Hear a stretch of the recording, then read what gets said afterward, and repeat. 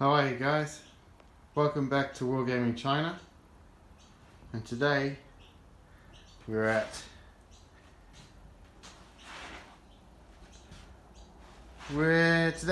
are on the approaches to Kiangwan Station.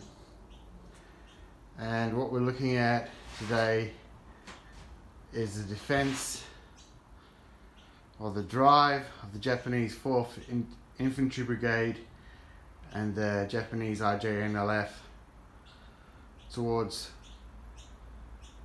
Kiangwan Station, and I'll be looking at that event and events between the 14th of February and the 22nd of February.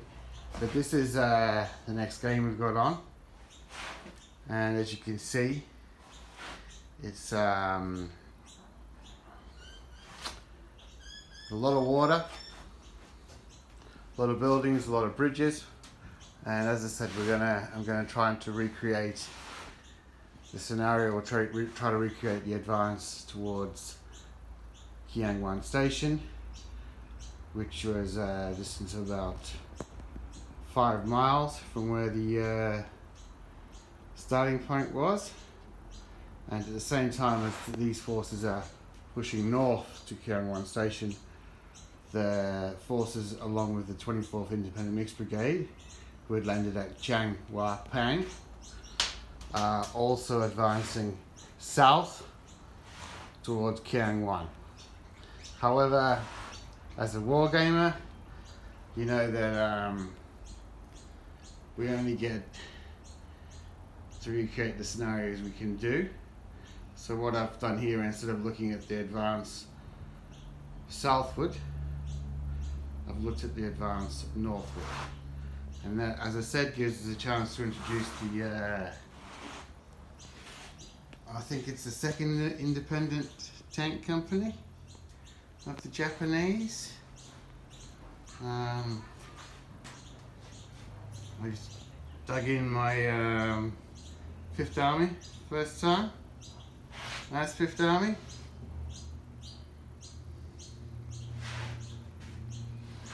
And as you can see here, I've got a lot of earthworks, drainage ditches, a lot of water, a lot of drainage ditches, a lot of obstacles, a lot of small bridges for the flank to represent the battle on the river side of the railway line. Now, what I'm going to do is I'm going to put my camera now on stand, and I'll just show you a few of the defensive positions. Now, these troops are representing the demonstration brigade, and as I'm running this as a campaign, I still have elements from one regiment, support weapons from one regiment of the 19th Army, from one division of the 19th Army, and also during the period from the 14th to the 20th, 2 companies of 4 Oerlikon S100 20mm infantry guns, anti-tank guns, anti-aircraft guns, whatever you like, arrived at the Shanghai front on dispatch from Chang himself. So I was able to deploy here one more Oerlikon, but also the Chinese have been husbanding their, they've been quite good with ammunition expenditure. And these are fresh troops. So as I said, I've combined a lot of things here. I've combined the stand of the 19th Army on the left side of the railway track, on the right side of the railway track, sorry, and I've combined elements of the 19th Army with that, as long as I said, along the railway track.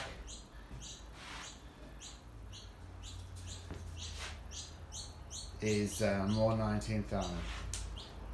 Now, the Japanese forces are approaching. On the Japanese left was naval forces with one platoon of Type 89s. I think I'll have to check that. Let me tell you. I'll have a look at the book I'm using for the for this. One of the books I'm using, but the book I'm using for the Second Independent Tank Company, 1932. One Renault NC-27 light tank with HQ. The first platoon was 3 Type 89 mediums.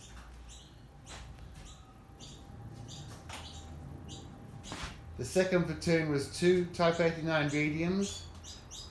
The third platoon was 5 Renault NC-27s. And the fourth platoon was 4 NC-27.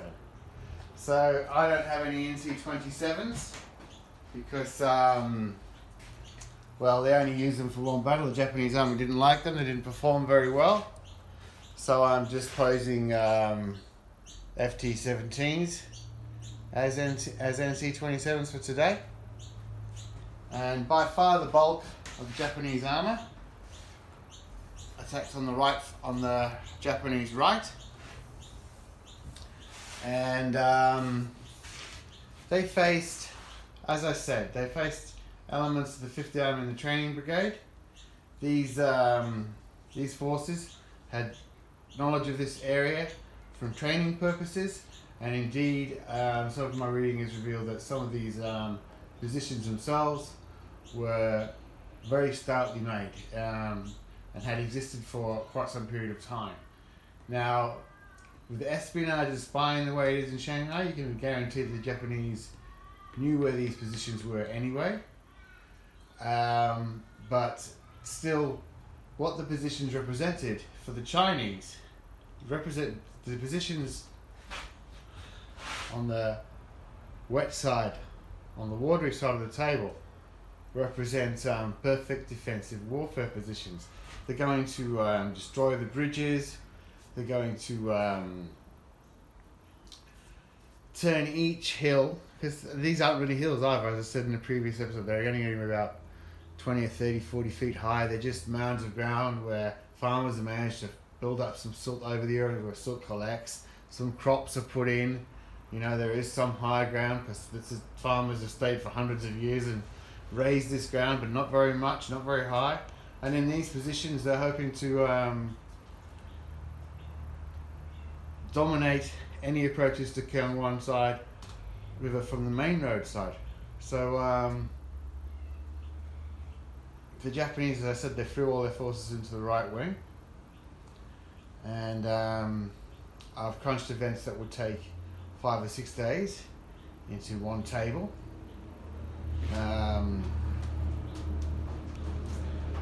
I'm defending the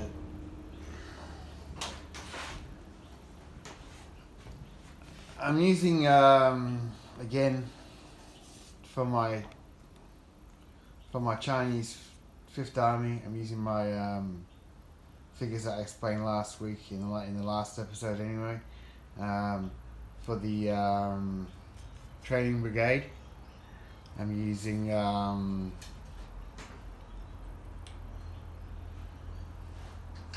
another unit for the training brigade as stand-ins, but they'll do. It's the tax division. I'll get into them one day. I made some camouflage netting for this. I found some shade cloth in the garden, and I thought, okay, I'll need some camouflage netting for concealed positions.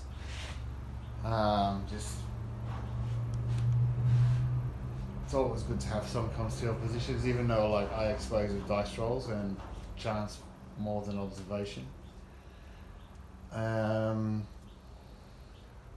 Okay, it's time now. We're going to talk about events leading up to this battle. As I said in a previous episode, the Japanese assault on Kiangwan Station had been a success. However, the second part of it, the seizure of a crossing across the Wangpu Creek and an assault on Wusong from the rear, failed. Now this fell because elements of the Fifth Army had started to arrive and got behind the Japanese attack that had got across the creek and crushed this Japanese attack. And this was considered a great victory by the Chinese because it was the first time on something like a 1-to-1 level the Chinese army had ever beat the Japanese army. Now, I've never talked about the air battle. Now, the air battle over Shanghai in 32 is mainly dominated by the Japanese. I'm not even going to go into their types, just look it up. But there are two examples of Chinese. There are only two examples of Chinese interfering in any meaningful sense in Japanese air operations. So when the Japanese started their aerial assault and their aerial attack on the morning of I think it's the 14th of March, and knock out the two Chinese Air Force runways, air bases at Hangzhou and Suzhou. On the ground, I think it's Hangzhou, they destroy 10 Junkers Ki-47 fighters on the ground, but one pilot officer Shen, manages to take off, and he harries the Japanese all day while he's got fuel. Eventually his rear gunner is out of ammunition, or the gun's jammed, something like that, and he is shot down, but he certainly interfered with the operations on the 14th. And on the 18th, when new planes arrived, one of the new Boeing P-12s, I think, P-12Bs, one of the Boeing contractors that had been, flown to paid to fly the planes to China, was coming in into Shanghai when he observed the Japanese aeroplanes attacking refugee trains. When he landed, he asked the plane to be refueled and rearmed, and he took off, and he approached a squadron of 3 fighters and 2 bombers in a formation, and he harassed the bombers, damaged one of the bombers severely, damaged another fighter, but he was shot down, and he died as a consequence of his actions. And the next day he was made an officer of the Chinese Air Force. So these are the 2 examples of Chinese Air Force interfering in Japanese plans. But by and large, Japanese Air Forces are having it all their own way. So why did I build the advanced north rather than build the advanced south? Because if I built the advanced south, I'd have to have built 2 racetracks and a lot more terrain. So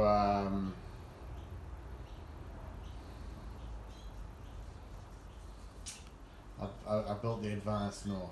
Now, as I said, we're looking at all these defensive positions.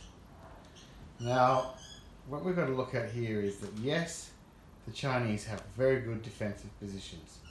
Yes, the Chinese do have some weapons capable of stopping armoured vehicles. But the Chinese defences are built by an army that has only just realised the concept of armoured warfare. I think a tank school opens in 1930. So, and they're dealing with an army, the Japanese, who they're already building their own tanks. Alright? Japan is already making their own tanks. Otsu. That's an IBG model as well.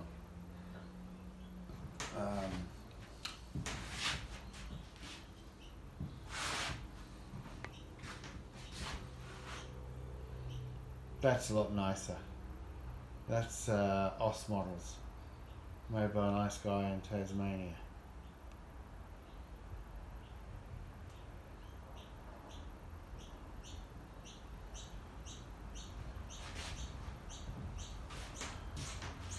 Now, there is one more thing, or a lot more elements to this. So the Japanese, who control the air, these are all static defensive positions. There is some anti-aircraft support, but not much. But the Japanese control the air. But also offshore, we've got to remember, there's now more than 60 ships of the Japanese Navy, and they've all got big guns, and there's no challenge to them on the water. So they're all going to be offering fire support. So this is definitely going to be a very big, very combined arms operation for the Japanese. And they're going to treat it as a learning experience. And they will learn very well from it. So even though the Chinese are, as I said, they're in a good defensive position, but they're about to be outmaneuvered by technological progress on the battlefield. And Japanese... and good use of new technology by the Japanese army. Now, there is another element here that I must discuss. On the 14th of February, and as I said, the 14th of February is a very important day. And as I said before, espionage and spying, both sides know what each other's doing. They've both got eyes, ears everywhere. And the Japanese are still saying this whole time, if the 19th Army must withdraw 20 kilometers from the borders of Shanghai. But now, this army here, this is the 5th Army. So how can the Japanese still say that this is unprovoked? You see, this thing is getting so complicated for both sides. Because Chiang is still saying, no, this is the 5th Army. We haven't seconded to a thing, but we still have the right. We are not seconded to the 19th Route Army. But we have the right to be here because this is our training ground. Because we are the 5th Army. So it's a case of the Japanese interpreting that as you are blocking us from, the Chinese forces are blocking us from our duty of keeping law and order from a bandit army, which is the 19th Army on the streets of Shanghai, in the environs of Shanghai. So you see, that's how both sides are looking at it. They both are not trying not to escalate this, even though by now the Japanese have got 60,000 troops here, and the Chinese troop strength is about 50,000. They're still, both sides, even the Japanese army and the navy, are kind of in agreement. They don't want this to get any bigger. But, as I said, there's another element to the defense of this. Now, on the 14th of February, General Kang of the Demonstration Training Brigade Forces, in charge of the Training Brigade or the Demonstration Forces in the defense of Shanghai, is proven to be liaising at the HQ of the Japanese Navy. And not only does he drive up there in his chauffeur-driven car, but he sells the plans or gives the plans for these defenses to the Japanese. Now, on the 15th of March, General Kang will be executed for this. But this is a fact.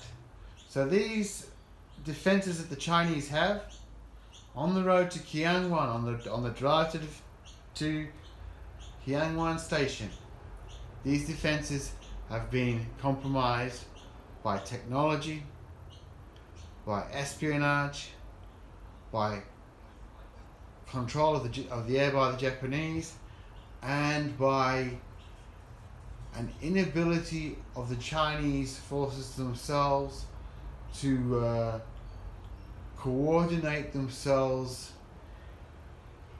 in a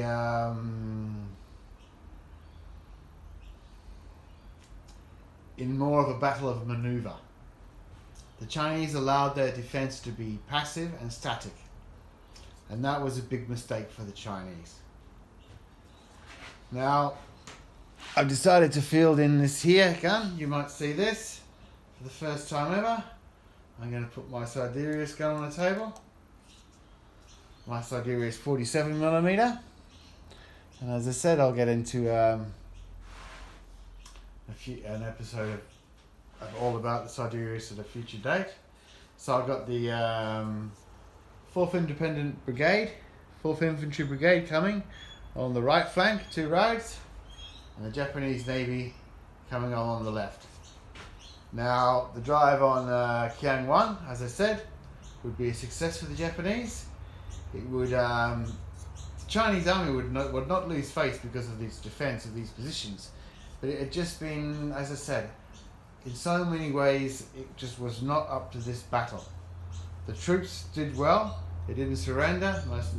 Most of these positions, when they did have to be stormed by the Japanese, did indeed do their job and turn into little battles of Verdun on water. But for the main part, the Japanese were able to maneuver through fire and control and the use of naval bombardment and air power to negate most of these positions and drive on the station.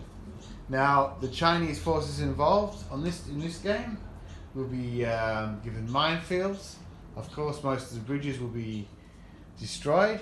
However, the main bridges here, they will not be destroyed. They will, the bridges that these represent were left intact, which is another funny thing about the battle. I mean, you know, it's almost like the Chinese believed that they had enough firepower to stop the Japanese advance on the main road, and enough terrain advantages to stop the Japanese on the river side of the road. But they proved to be wrong in both cases. Okay, so that's what we've looked at, and I'll also remember to the north of here, the Japanese army is pushing south of the 24th Brigade, and it's meeting similar resistance. And it's going to take them that whole time before they get to the final link up and get to the final drive on Kiangwan. But that'll be something for the next episode. And also the next episode we'll be looking at some of the naval landings. Okay, so if you enjoyed my little ramble of what I'm doing, please press like. You know, I'd love more subscribers. You know,